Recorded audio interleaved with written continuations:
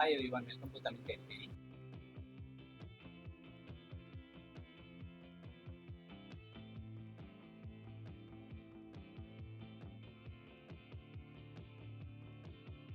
விஜய் வந்து ஒரு வழியா சிஎம் ஆயிட்டாருங்க. ஆவாரா மாட்டாரா, ஏடிஎம் சேர்ந்துரும். அப்புறம் பார்த்தீங்கன்னா பிஜேபிக்குள்ள வந்து என்னென்னமோ சொல்லி 5 நாள் கிட்ட தமிழ்நாடே ஒரு அதிரி புதிரி ஆயிடுச்சு. அதுக்கப்புறம் பார்த்தீங்கன்னா காமன் கம்போஸ்டா வழக்கம் போல விஜய் வந்து சிஎம் ஆயிட்டாரு. அதுக்கடுத்து சிஎம் ஆனதுக்கப்புறம் பார்த்தீங்கன்னா ஒரு ஃபர்ஸ்ட் டேவே வந்து பார்த்தீங்கன்னா 3 ஸ்கீம் பண்ணியிருக்காரு. அது என்னென்னு பார்த்தீங்கன்னா, ஃபர்ஸ்ட் சொன்னேன் 200 யூனிட் வந்து மின்சார வண்டி. அது பார்த்தீங்கன்னா 2 மாதத்துக்கு. அது எப்படி பார்த்தீங்கன்னா 500 யூனிட்டுக்கு உள்ள 2 மாதம் யூஸ் பண்ணிட்டீங்கன்னா 200. இதில் வந்துட்டு என்னோட அப்சர்வேஷன் படி பார்த்தீங்கன்னா, ஸோ 500 யூனிட் வந்து ஒரு ரொம்ப கஷ்டப்படுறவங்களுக்கு, ஒரு மிடில் கிளாஸில் இருக்கவங்கலாம் மேக்ஸ் யூஸ் பண்ணுற மாதிரி வரும் 2 மாதத்துக்கு. ஏன் சொல்லணும்னா அவங்களுக்கு ஏசி இருக்காது, அந்த மாதிரி யூஸ் இருக்கும். ஸோ இது ஒரு நடுநிலைத்தன்மையாக ஒரு ஈக்குவாலிட்டியை மெயின்டைன் பண்ணுற மாதிரி ஒரு ஸ்கீமாக தான் எனக்கு தடுப்பு. ஸோ அதுக்கு முக்கியமான விஷயம் வந்து பார்த்தீங்கன்னா, இது ரெண்டுமே வந்து கொஞ்சம் கிராஜுவலாக வந்துட்டு தமிழ்நாட்டை யூஸ் ஆகிட்டு மாதிரி தான் எனக்கு தெரியுது.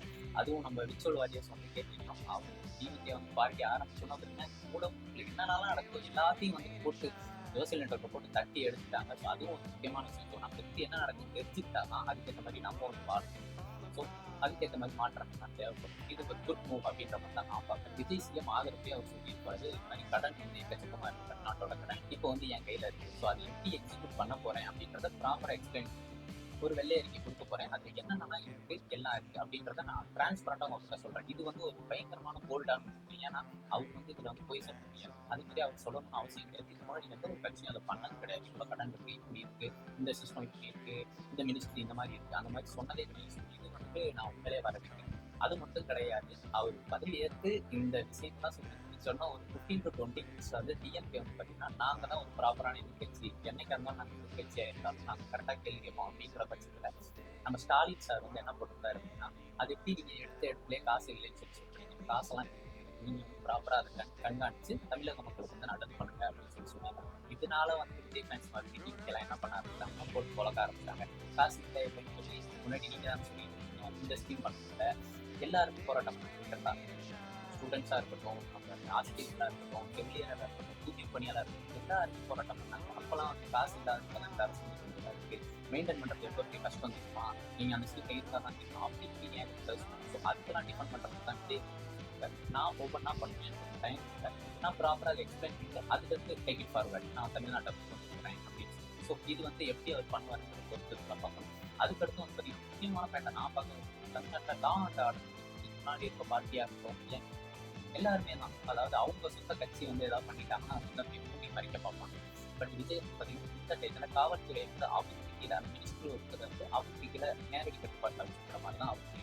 இதில் வந்து விஜய் வந்து முக்கியமாக என்ன பண்ணணும் அப்படின்னா, ஓன் பார்ட்டியாக இருந்தாலும் பரவாயில்ல, அவர் ரொம்ப பெரிய ஆளாக இருந்தாலும் பரவாயில்ல, சோசியலில் வந்து சொசைட்டியில் வந்து மிகப்பெரிய ஆளாக இருந்தாலும் தப்பு பண்ணாலும் அவங்களுக்கு வந்து பாரபட்சம் பார்க்காம ஒரு தண்டனைகளை கொடுக்கணும், ஆக்ஷன்ஸ் காவல்துறை மூலமாக இருக்கணும். இதுதான் வந்து எல்லா மக்களோட வேண்டுகோளாக இருக்கும். ஸோ நானும் அதை வந்து வெயிட் பண்ணி பார்க்குறேன். கண்டிப்பாக விஜய் சார் பண்ணுவார் அப்படின்னு பார்ப்போம். இன்னைக்கு அதாவது பார்த்தீங்கன்னா இன்னைக்கு இப்போ நான் பேசிட்டு இருக்கப்ப நம்ம காஞ்சிபுரத்தில் வந்து பார்த்தீங்கன்னா எந்த ஒரு லைசன்ஸுமே இல்லாமல் இந்த முக்கா பொருட்கள்லாம் மொத்தமாக கைப்பற்றி எரிச்சிருக்காங்க.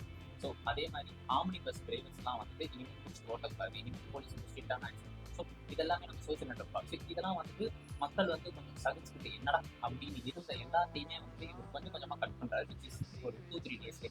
ஸோ இது எல்லாமே நல்லா இருக்கும் நம்ம எதிர்பார்ப்போம். தமிழ்நாடு நல்லா வளர்க்கும் நம்ம எதிர்பார்ப்போம். ஒரு முக்கியமான இன்ட்ரெஸ்ட் ஃபேக்ட் என்ன அப்படின்னா, அது நானுமே விளையாட்டாக தான் நினைச்சேன். இந்த எலெக்ஷனுக்கு முன்னாடி வந்து ஜனநாயகம் ரிலீஸ் ஆகாது அப்படின்னு சொல்லிட்டு ஏகப்பட்ட வச்சு ரிலீஸும் ஆகலை. ஸோ இன்ன வரைக்கும் ரிலீஸ் ஆகுது. அதில் வந்து பார்த்தீங்கன்னா விஜய் ஃபேன்ஸ்லாம் வந்து பார்த்தீங்கன்னா ஜனநாயகம் ரிலீஸ் ஆகும்போது இப்பயே ரிலீஸ் பண்ணிட்டீங்கன்னா தளபதி விஜய் இருக்கும், இதுவே நீங்கள் படத்தை வந்து முடக்கினீங்க அப்படின்னா கண்டிப்பாக நீங்கள் வந்து ரொம்ப ஃபீல் பண்ணுங்க. தமிழக முதலமைச்சர் விஜய் வரும் அப்படின்னு சொல்லிட்டு ஏகப்பட்ட பேர் இது பண்ணுங்க. நானுமே ஃபஸ்ட் நம்பலைங்க. ஆனால் இப்போ பார்த்தீங்கன்னா அதுதான் தோணுங்க. இதுல நம்ம என்ன தெரிஞ்சுக்கணும்னா விஜய் ஒரு ஆடியோ சொல்லிட்டு பெரிதுக்கு வந்து ஒரு ஹை டார்கெட் தான் வச்சு நம்ம அதுக்காக சேர்க்கணும் அப்படின்றது தான் என்னோட. ஸோ உங்களோட ஒப்பீனியன் வந்து கமெண்ட்ல சொல்லுங்கள். Once the government stop is movie, now we become a